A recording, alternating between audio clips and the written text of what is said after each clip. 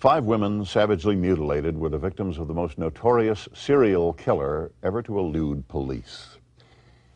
He was known as Jack the Ripper. He was a cunning and egotistical killer with a penchant for extracting organs from his victims. He terrorized the streets of London in the fall of 1888. Who was Jack the Ripper? Why hasn't he been identified? Biography takes a look at those questions as we profile the most notorious and intriguing figure in criminal history, the Phantom of Death, Jack the Ripper.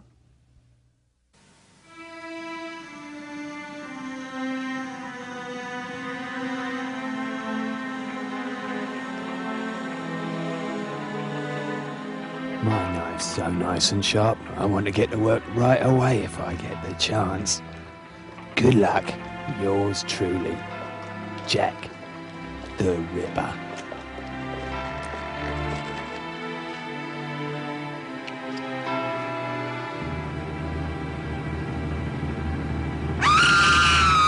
It's a year after Sherlock Holmes first appeared in print. You've got the Victorian gaslit streets of London. You've also got the appeal of the name, Jack the Ripper.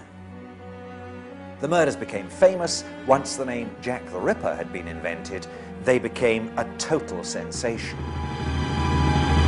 It was not enough only that the woman should be killed, but also should be mutilated.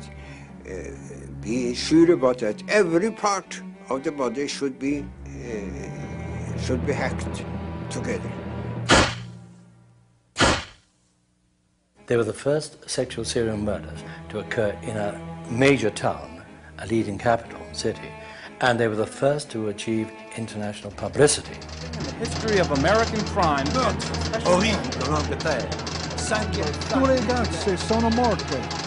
what fascinates people is not the murders themselves, it's the puzzle.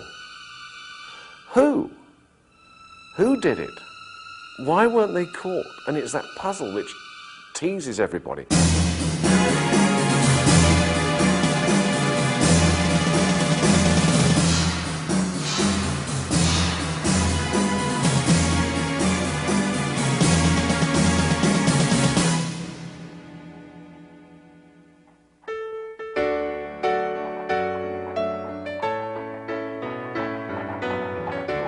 London, England, the West End, city of commerce, culture, and high fashion. A society of wealthy gentlemen in top hats and cutaways. Their wives, gentle ladies.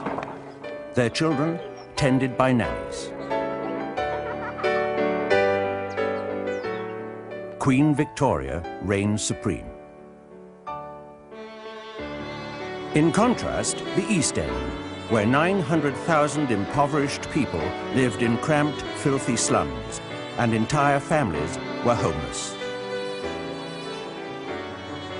Whitechapel, the most destitute area of all, is where the murders took place. This outcast community was ignored and reviled by Victorian London.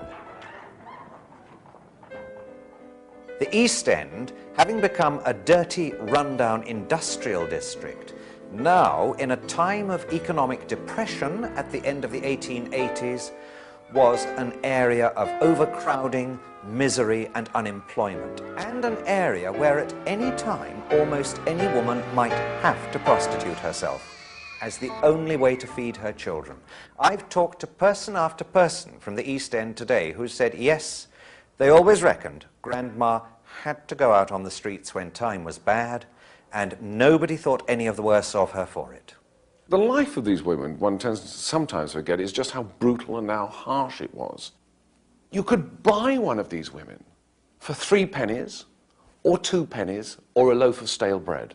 The price of 3 pennies was fixed because that was what the women would pay for a large glass of gin.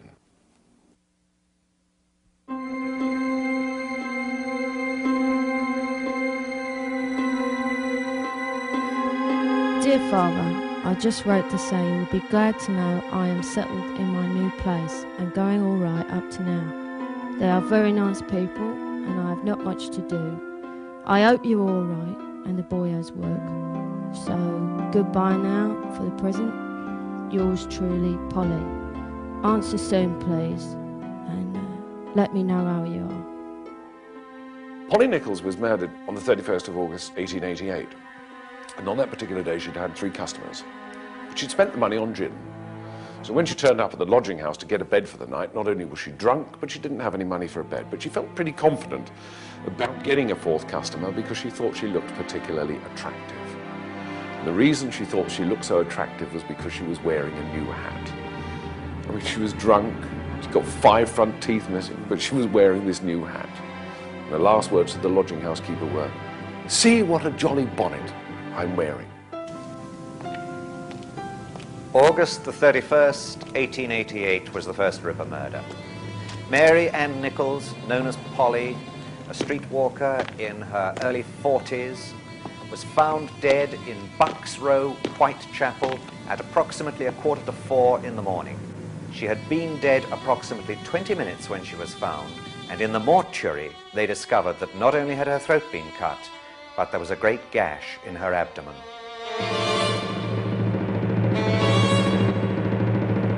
Now, these murders became very famous for a most peculiar reason. The very first elections to the London County Council were taking place, and the radicals, the extreme leftists, thought they had a very good chance of winning the East End. The radical newspapers, particularly the Star and the Pall Mall Gazette, 2 London evening newspapers, realized that if they wrote up the murders, they could draw attention to the terrible social conditions of the East End, and they did. And they sold more papers than anybody had thought possible. As far as the public attention was concerned, you can see that journalists were absolutely responsible for part of the fear and the fervour. When you look at the papers of the time, you see the lurid front-page illustrations on police news and equally lurid treatment of the subject on the inside. Even the Times fell for it. Even the Times was swept away by Ripper fervour and Ripper fever. A nameless reprobate. Half beast, half man is at large. Deadly, cunning. Insatiable thirst for blood. If you could take my unit and I back to 1888, to the crime scene, I would suggest that we focus in on the first homicide. Generally, the first homicide is the focal point, is the area where the subject feels the most comfortable. And that would be the area where either he is employed or where he resides. I believe the subject would go back to the scene, go back there and kind of hang around there and fantasize and relive the crime. You can have situations where the murderer's standing here, the victim's lying there, the murderer's covered in the victim's blood, he's left his fingerprints and handprints all over the murder scene. There's no way you could combine the two. The scientific knowledge didn't exist for that to happen. So literally, you have got to catch the murderer in the act of murder.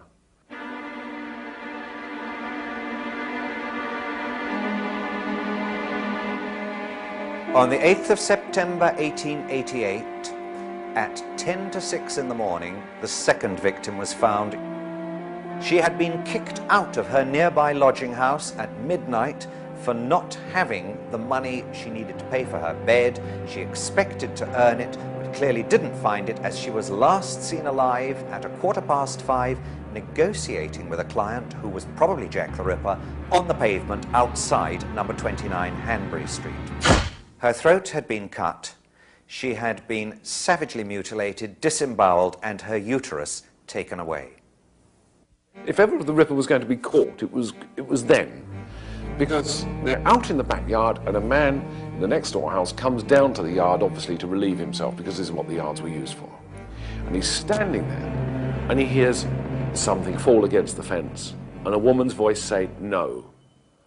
Now the fence is only 5 foot high.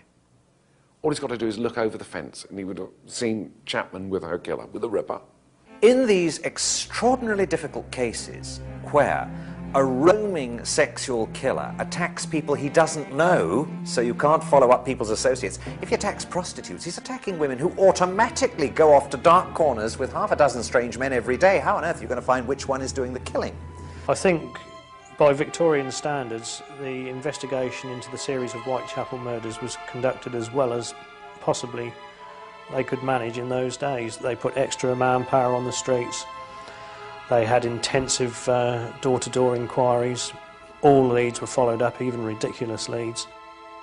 Prostitutes described a local man who had been threatening them.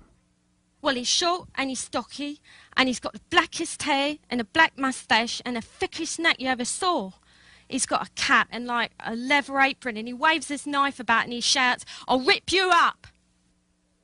When the Ripper murders began, the Metropolitan Police, they rapidly announced that although they couldn't name him, they didn't even know his name, their principal suspect was a local poor Polish Jewish immigrant, nicknamed Leather Apron.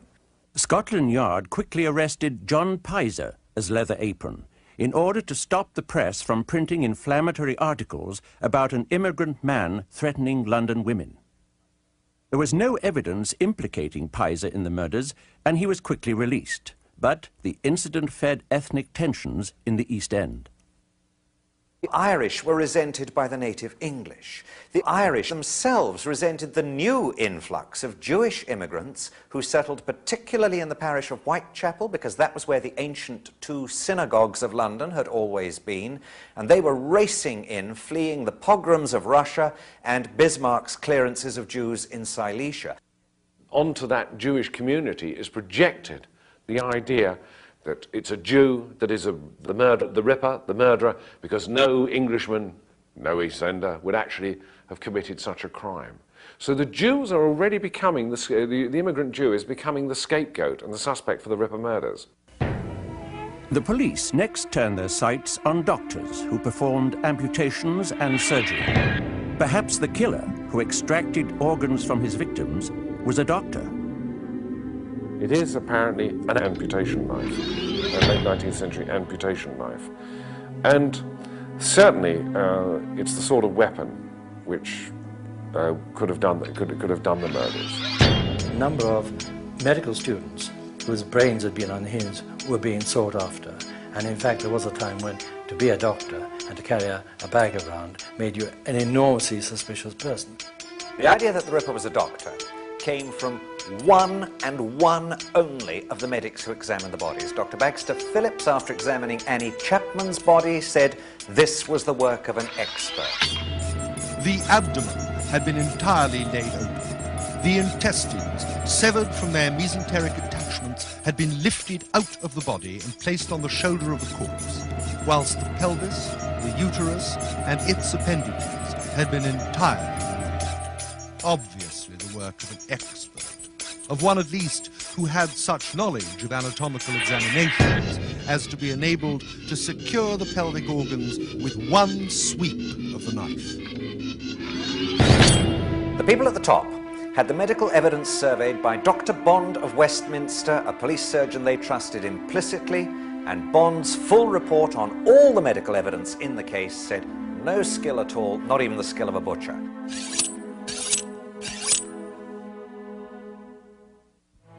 After two ghastly murders, many concerned citizens wrote letters to Scotland Yard suggesting ways to catch the murderer. The most popular idea was to have armed police pose as prostitutes. Then, on September 29, a note arrived, purportedly from the killer himself. The signature was brilliant. Dear boss, I keep on hearing the police have caught me, but they won't fix me just yet. That joke about the leather apron gave me real fits. I'm down on oars and I shan't quit ripping them till I do get buckled. Scotland Yard was now very fearful that the mysterious Whitechapel fiend would soon strike again. My knife's so nice and sharp, I want to get to work right away if I get the chance. Yours truly, Jack the Ripper. The name, Jack the Ripper. Probably invented by a journalist, certainly first appearing in the Dear Boss letter. But what a name for an undiscovered ghoul. Charles Warren, head of Scotland Yard, was under siege. The killer was still at large. His superiors were furious, and the public had no confidence in him. The radical press wanted him out. 1 square mile in the centre of London had its own police force. The City of London Police and its Commissioner, Major Henry Smith, were about to be drawn into the hunt for Jack the Ripper. Extra reinforcements were put into the area. And also, it seems silly now, although I'm sure the intention was well meant, notice was given out advising the prostitutes to stay off the street. 24 hours later, the worst fears of the police were realized.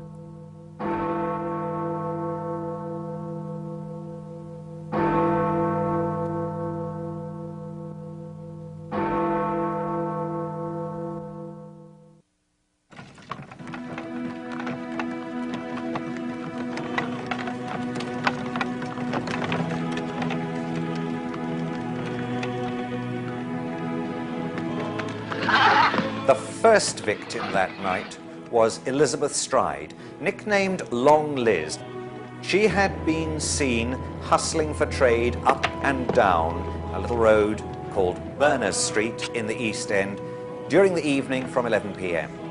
Her body was found at about 1 o'clock in Dutfield's Yard, a little opening off Berners Street. Her throat had been cut, but she'd not been mutilated, and it is thought that the Ripper may have been frightened off by hearing Diemschutz's pony and trap approaching. Murderer slipped out from behind the gateway, headed west, and crossed the invisible boundary. No big wall or ditch to jump, he's just crossing from one side of the street to the other. Crosses from Scotland Yard territory into the city. It is there, then, he picks up the second prostitute on that night, a prostitute called Catherine Eddowes. Night, old cock.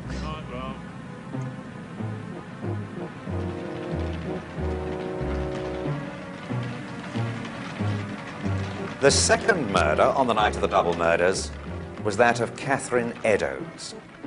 Her body was found at about 1:45 in Mitre Square in the City of London.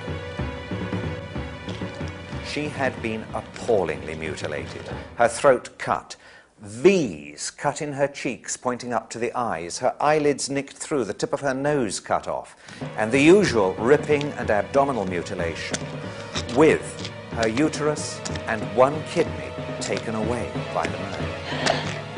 Now, nobody has seen or heard a thing.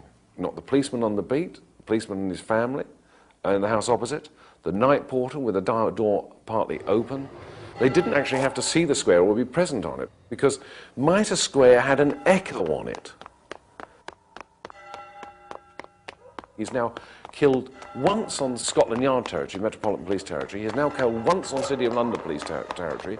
So you've got search parties coming from both directions looking for him. And he's in between. I mean, he's very confident, he's very arrogant. Commissioner Smith of the London Police immediately assigned men to the case.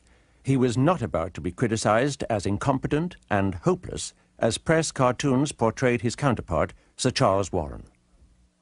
At the same time, 4,500 East End women who were concerned about brothels and raucous taverns in Whitechapel signed an impassioned letter to the Queen.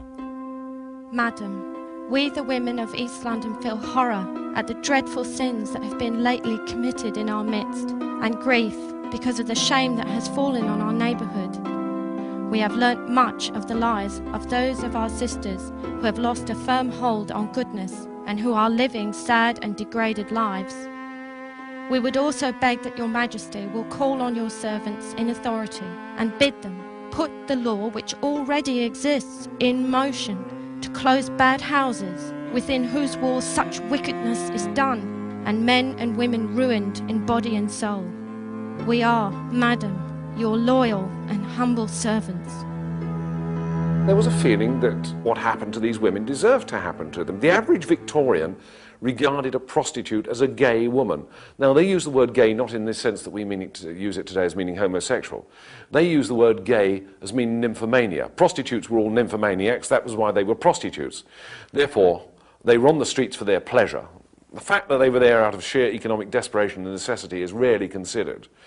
Therefore, they're on the streets for their pleasure. The wages of sin is death. Therefore, what happened to them?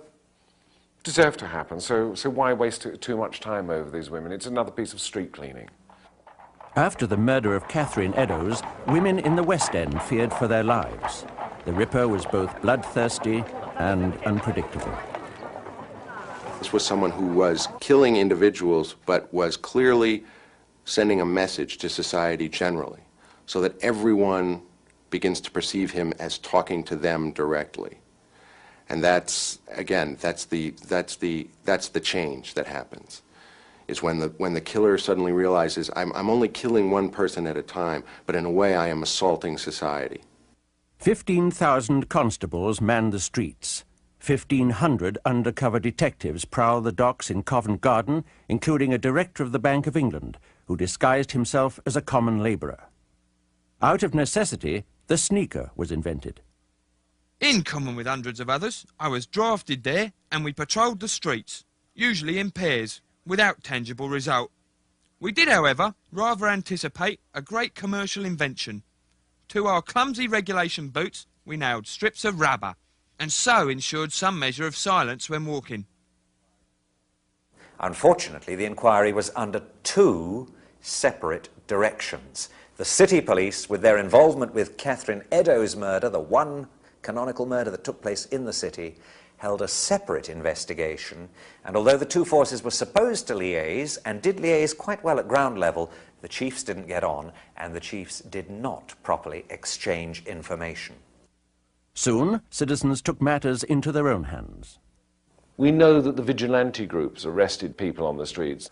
We get accounts of people being taken to stations and obviously embarrassed police officers having to arrest sort of quite respectable gentlemen out on the street. Possibly, too, they released the Ripper on occasion. It's speculation, but nonetheless, it is something to be considered. George Lusk, head of the Whitechapel Vigilante Committee, received a letter posted from hell, probably from the real killer. The syntax was clearly Irish, and the envelope contained parts of a human kidney. Mr. Lusk, sir, I send you half a kidney I took from one woman, preserved it for you. T'other piece I fried and ate it, was very nice. I may send you the bloody knife that took it out, if you'll only wait a while longer. Catch me when you can, Mr. Lusk. 32-year-old Irish-born socialist and critic George Bernard Shaw wrote one of his famous letters to the press. Less than a year ago, the West End was literally clamouring for the blood of the people hounding Sir Charles Warren to thrash and muzzle the scum who dared to complain that they were starving, behaving, in short, as the property class always does behave when the workers throw it into a frenzy of terror by venturing to show their teeth. Whilst conventional Democrats were wasting our time on education, agitation, and organization, some independent genius has taken the matter in hand.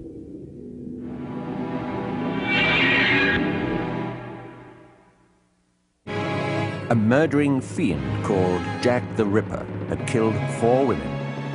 How many more would die before he was through? It escalates. It constantly escalates. And we see this more clearly probably in the Ripper case than in anything else. The constant escalation of mutilation. You've got the murderer. He's now working to some timetable of his own. It goes like this. 31st of August, he kills Polly Nichols. 8th of September, he kills Annie Chapman. 30th of September is a double event. He kills Stride and Eddowes. 8th of October, nothing happens. 30th of October, nothing happens. The night of the 8th, 9th of November, he meets his 5th and final victim. And this is this young prostitute called Mary Kelly.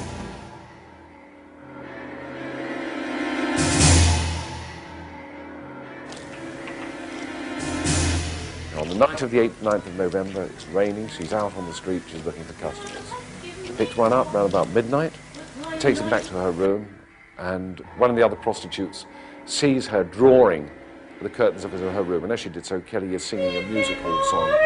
It was only a violet I plucked from my mother's grave.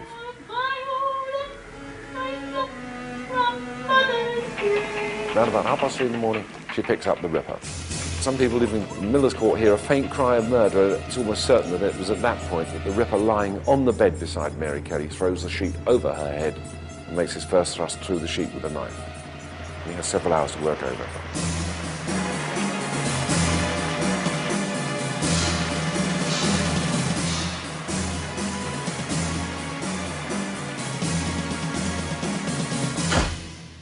She had been absolutely savagely mutilated, almost cut to pieces, her abdomen entirely emptied and the contents left scattered around on the bed beside her. Pieces of flesh had been left on a table beside the bed. Her heart had been extracted from her thorax And it is possible, from the way the doctor described this, that that was taken away. There is the photograph of the murder. She was lying on the bed facing the window. You can just see the puff sleeves of her chemise. This is what confronts the police when they get there to begin the investigation. News of Mary Kelly's savage death stunned the world. Eine furchtbare Morde in London, in Whitechapel. Das ganze Nothing in the history of American crime can, for special horror, be said to outmatch the East End butchery. The horrendous murder of Mary Kelly alarmed Buckingham Palace and greatly distressed Queen Victoria. She promptly telegraphed her Prime Minister with an urgent message. This new, most ghastly murder shows the absolute necessity for some very decided action. All the courts must be lit and our detectives improved. Sir Charles Warren, the beleaguered head of Scotland Yard, was already on his way out. The fifth Ripper murder sealed his fate, and he resigned. That must have been another great high for him. I did all this. I caused this sensation. It's my doing. And again, it feeds the vanity and the arrogance. 12th of November, 1888. My name is Joseph Barnett. I reside at Mary Kelly's lover, Joseph Barnett, was summoned by the coroner to identify what was left of her decimated body. I have lived with the deceased 1 year and 8 months. Her name was Marie Jeanette Kelly. I have seen the body. I identify her by the ear and the eyes. Now, the Ripper had killed 5 women in ever-increasing acts of violence. Scotland Yard and the city police kept extra forces on the street and continued to search for the Phantom of Death. The police at the time were hampered. They were hampered by the fact that they had no experience of sexual serial murders. They had no files to look at. They had no reliable consultants who could come along and say, it'll be a man like this, look for this sort of man. They therefore were looking for the traditional madman, someone who was, say, foamy at the mouth or had a vacant stare. If I was conducting an interrogation of this individual back then, I probably would focus in on the fact, if it was Jack, say, Jack, I know you got blood on you, Jack. I know you got blood on you. It's not a question of whether or not you did it or not. I know you did it, but I know you got blood on you. I think you can say Jack the Ripper was cunning rather than clever. Clever he may have been, we just don't know. But certainly he had luck on his side and must have had a degree of animal cunning to escape the police net. 5 women had been brutally killed, and still nobody could name the man who had committed the crimes. 4 years later, in 1892, the file was closed on Jack the Ripper. 2 years later, Sir Neville Macnaghten, senior official of Scotland Yard, wrote a memorandum stating the 3 chief suspects he believed might have been the Ripper. No one ever saw the Whitechapel murderer. Many homicidal maniacs were suspected, but no shadow of proof could be thrown on any case. I may mention the case of 3 men. Mr. M. Druitt, said to be of good family, who disappeared at the time of the Miller's Court murder, whose body was found in the Thames about 7 weeks after that murder. He was sexually insane, and from private information, I have little doubt that his own family believed him to be the murderer. Michael Ostrog, a Russian doctor and a convict, who was subsequently detained in a lunatic asylum as a homicidal maniac. Kosminski, a Polish Jew and resident of Whitechapel. He had a great hatred of women, especially of the prostitute class. He was removed to a lunatic asylum in March of 1889. Macnaghten's memorandum was published in 1915, and ever since, criminologists have debated its merits. Chief Anderson of the Metropolitan Police wrote that the Ripper had been positively identified. He was a local Jewish man, picked up after the final murder and put into an insane asylum. He could not be named or tried because he had gone insane and was unable to defend himself. When you search the asylum records looking for an immigrant patient from Whitechapel who fits, there is only one who fits with the timing of the end of the murders, and that is a man called David Cohen, 23 years old, who was taken by the Metropolitan Police because he had had a fit of raving mania and they picked him up on the streets. He was taken by the police 4 weeks after the last murder. It looks as though David Cohen was the man they believed was Jack the Ripper. While 19th century police believed that a serial killer was a homicidal maniac, this view would be expanded in the 20th century, when 70 more suspects would be named as Jack the Ripper.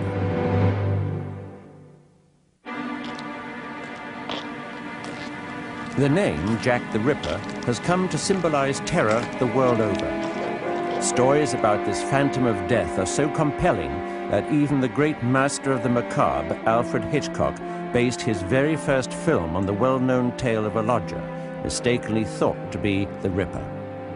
In his film, Jack is called the Avenger. Your officers from Scotland Yard, what's your name? George Bunting. In 1932, director Maurice Elvey produced his version of the same plot, The Phantom Fiend. You stay here. Show us the room. Come along. Movies entertain us with Jack the Ripper mythology, but theories abound. Speculation is fair game. I could give you a lovely story that Oscar Wilde was Jack the Ripper. Nobody's ever suggested it, but take it from me, he wasn't. The only person who hasn't been dragged in yet, and I'm just waiting for it to happen, I've thrown out a few, is Florence Nightingale and Queen Victoria herself. Both of those are completely out of the score for the moment, but just wait.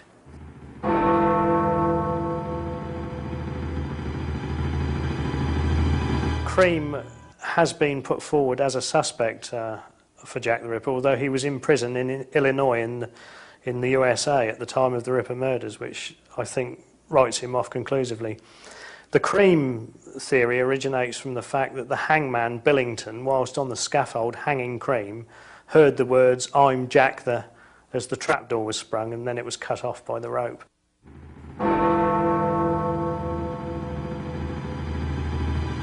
Sir Arthur Conan Doyle, creator of Sherlock Holmes, speculated on a Jill the Ripper. If a man was in disguise as a midwife, he could move about the streets with blood-stained clothes, undetected.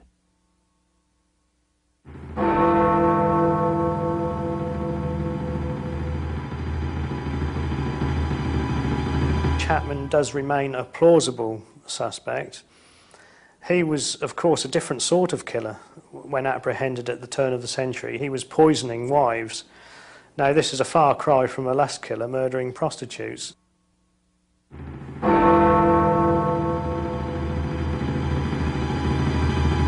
If you are fascinated with the mystery of Jack the Ripper, you are a ripperologist. Using modern FBI profile techniques is one tool this historian used to focus on self-proclaimed Dr. Rosalind Donston as a very plausible Ripper. It started with his wielding a sword when he was 18 years old as a surgeon and soldier in Giuseppe Garibaldi's Italian campaign in 1855. And bit by bit, over a long period, as I managed to find out about his service with Garibaldi, I managed to find out his medical experience, I managed to find out his association with prostitutes, I managed to find that 5 people independently at a later date were pointing to him as the Ripper, or potentially the Ripper. Most important of all, in 1896, W.T. Stead, the former editor of the Pall Mall Gazette that Johnston used to write for, actually in print in his magazine border said that for a whole year I believed him to be the veritable Jack the Ripper. Donston was in the perfect location to perpetrate the murders. He placed himself as a patient in the London hospital, located a few blocks from Bucks Row, scene of the first murder. His actual capacity to become a serial killer died, of course, with his failure in health. He was no longer, after 1889, capable of another cycle of murders. The theories that intrigue people the most involve the Royal House of Windsor. It is a shocking thought that a member of the monarchy, the head of a great nation, could actually be involved in the crimes of Jack the Ripper. It all centers on this man, the black sheep of the royal household. Prince Edward Albert, Duke of Clarence, was grandson of Queen Victoria and heir to the throne. Physically weak and poor in his studies, he was a target of gossip, especially about his sexuality. He died in 1892 of influenza or syphilis. The stories vary.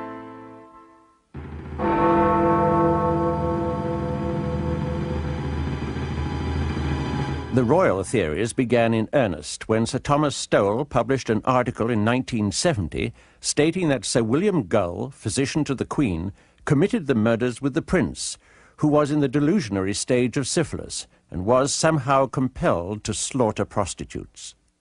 And in that way, you know, leaps and bounds, almost like a fantasy game, the Duke of Clarence was dragged in for the first time. That immediately attracted worldwide attention because anything to do with the royal family sells newspapers. Then, in 1973, a bizarre new twist.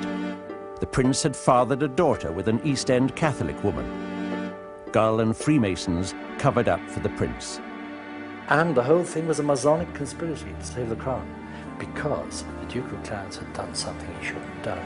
He had married a Roman Catholic lady and had a child by her, and that was death for the royal family. So, in fact, all the people who knew about it had to be eliminated. There were 5 prostitutes. According to that theory, Gull and the Prince rode through Whitechapel in a coach and sought out Mary Kelly and the 4 other prostitutes. They mutilated the bodies and lay them on the street to be found by the police.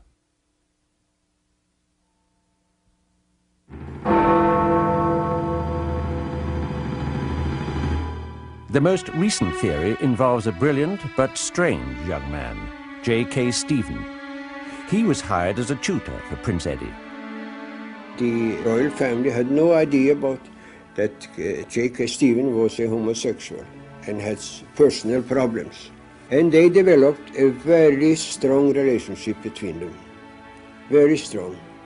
When the prince became engaged to marry, an infuriated Stephen went on a murderous rampage of prostitutes, with Prince Eddie as his lookout. J.K. Stephen, who I think was Jack the Ripper, was a loner to some extent. But he was more than a lust murder. He really wanted to kill the woman piece by piece. If any of these theories are true, there was a cover-up of majestic proportions. That the heir to the English throne was either an accomplice to the Ripper murders or Jack the Ripper himself is the stuff of bestsellers and television movies.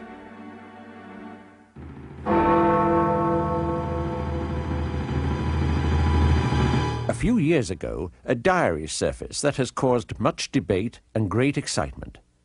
James Maybrick supposedly wrote that he committed the Ripper murders. James Maybrick was a Liverpool cotton merchant who died in 1889 and whose wife was convicted on very dubious evidence of having poisoned him. A journal turned up in Liverpool in 1992 which purported to be Maybrick's and to be a confession that he was Jack the Ripper. Very few of us believe it. The diary is not in Maybrick's handwriting. There is internal evidence to suggest that it is not a genuine piece of work with knowledge of the murders, and examination of the inks appears likely to show in the long run that it is definitely a modern forgery. He fails in too many ways. He just fails the test. But again, it's one of those tantalizing, every time you hear something new and you hear about a new possibility, you jump at it hoping, you know, this is the one. We're going to find out who he was.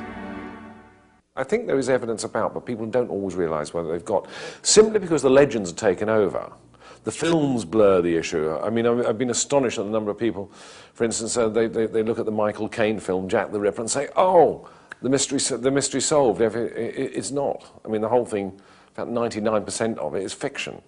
But for a lot of people, that's the solution to the case. So, therefore, if they do come across evidence, if they do come across documentation, they're not going to put it forward because they think the mystery has been solved. It hasn't. And that's one of the things we need to sort of get over, that we are still looking for the identity of Jack the Ripper. Nobody really knew what was within him. Nobody knew what he was thinking, nobody knew his feelings. And at the same time also, he was afraid that he might be discovered, which was one reason as to why he couldn't be found. There is a brand new suspect for Jack the Ripper, the Phantom of Death, who terrorized London more than 100 years ago. He is an Irish-American outlaw who outfoxed Scotland Yard in London and New York. This American was at large in London at the time of the murders. The police were seeking him at the height of the murders. He was arrested after the Miller's Court murder, at which time, of course, the murders ceased. He escaped from England in early December 1888 and got back to America and was never arrested by Scotland Yard, despite the fact that they sent a team of detectives to America to try and catch him.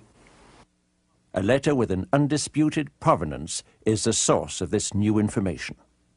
The letter in question was written in 1913 by Chief Inspector John Littlechild of Scotland Yard to fellow criminologist George Sims. To Littlechild's mind, he thought that this man could well be Jack the Ripper, and he's American, he's genuine, and we've got documentary evidence of his flight to America. Self-proclaimed Dr. Francis Tumblety is more than likely the subject described by Littlechild.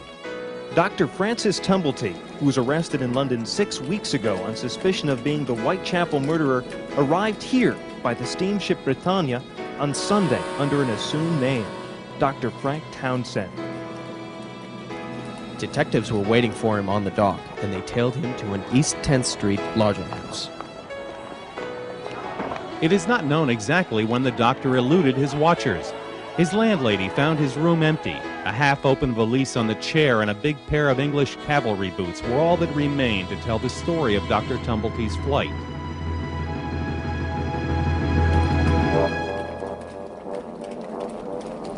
Tumblety used many aliases. He may well have chosen the name Blackburn to purposely align himself with an infamous Dr. Luke Blackburn, a staunch Confederate and instigator of nefarious plots during the time of the Civil War. Dr. Tumblety, alias Blackburn, the person who was arrested in London a week ago as Jack the Ripper, was a well-known character in Brooklyn many years ago.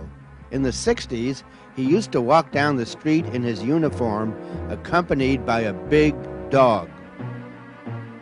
April the 16th, 1865. President Abraham Lincoln was assassinated. Tumblety, possibly mistaken as the infamous Confederate Dr. Luke Blackburn, was arrested. This was the report Colonel Baker gave Washington about their prisoner. All his papers were examined. He has gained an extensive notoriety as an impostor and quack, but nothing was found in them lending to implicate him with the assassination. Within a few weeks, he was released. Washington, D.C., May 26, 1865. To the Honorable E.M. Stanton, Secretary of War. Sir, I have the honor to recommend the release from custody of F. Tumblety, prisoner now at the Old Capitol. Very respectfully yours, H.G. Burnett, Provost, Colonel, and Judge Advocate. Tumblety wrote in one of his 3 published books, "I am the most well-known person in the entire city of Washington."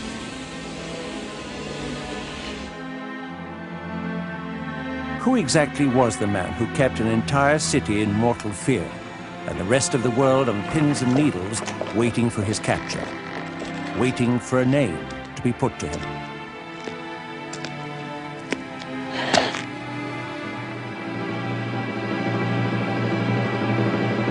Serial killing is certainly as old as human society is. When you have a form of behavior that is so connected to the intimate details of childhood and family upbringing, so for as long as there have been children and families, there have probably been these kind of characters.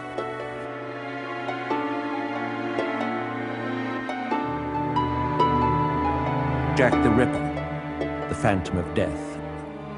We don't really know who he was. We may never know, but we will speculate and wonder for another 100 years.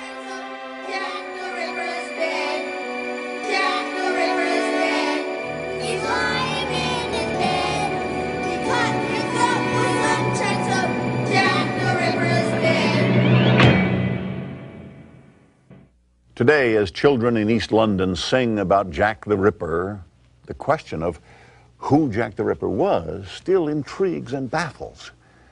There's no telling if this unsolved mystery will ever be solved.